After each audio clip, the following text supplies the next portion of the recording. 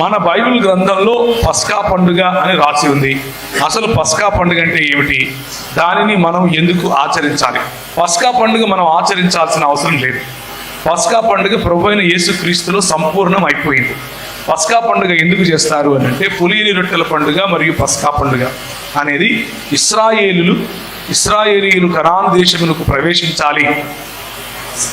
దేవుడు ఇశ్రాయేలీయులను ఊరకనే ఉండి వారు చూస్తూ ఉండగా రక్షణను ఇచ్చాడు.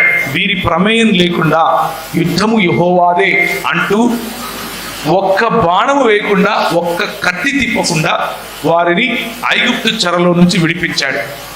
అందుకు దేవుడు ఇచ్చిన ఆజ్ఞ ఏమిటి అని అంటే, నేను మీకు ఇచ్చు దేశంలో ప్రవేశించిన తర్వాత మీరు మీ పిల్లలకు, మీ పిల్లల పిల్లలకు, వారి పిల్లల పిల్లల పిల్లలకు నేను చేసిన ఆశ్చర్య కార్యములు మీకు తెలియనట్లుగా, వారికి గుర్తుండునట్లుగా ఈ కట్టడలను ఆచరించండి, ఈ పండుగలను ఆచరించండి అని కొన్ని పండుగలు ఇచ్చాడు. కోతకాలపు పండుగ, పులియని రొట్టెల పండుగ, తర్వాత గుడారముల పండుగ, పస్కా పండుగ, ఆ తర్వాత పెంతెకోస్తు పండుగ. ఇవన్నీ కూడా పండుగలు. ఈ పండుగలన్నీ కూడా ప్రభువైన యేసుక్రీస్తులో సంపూర్ణమైపోయాయి.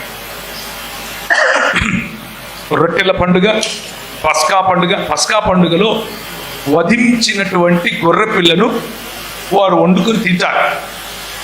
ఆ పండుగ ప్రభువైన యేసుక్రీస్తుకు సూచన. అలాగే మిగిలిన పండుగలన్నీ కూడా ప్రభువైన యేసుక్రీస్తుకు సూచన. కాబట్టి పండుగలు మనము ప్రత్యేకంగా బైబిల్లో చెప్పినటువంటి పండుగలు ఆచరించాల్సిన అవసరం లేదు. ఎందుకు అనంటే, ఇవన్నీ కూడా కలుగబోవు రక్షణకు సూచనలు. మనకు రక్షణ కలిగిందా లేదా? ప్రభువైన యేసుక్రీస్తునందు మనకు విశ్రాంతి లేక రక్షణ వచ్చేసింది. కాబట్టి రక్షణకు సూచనమైనటువంటి పండుగలను జరపాల్సిన అవసరం లేదు. ఓకేనా?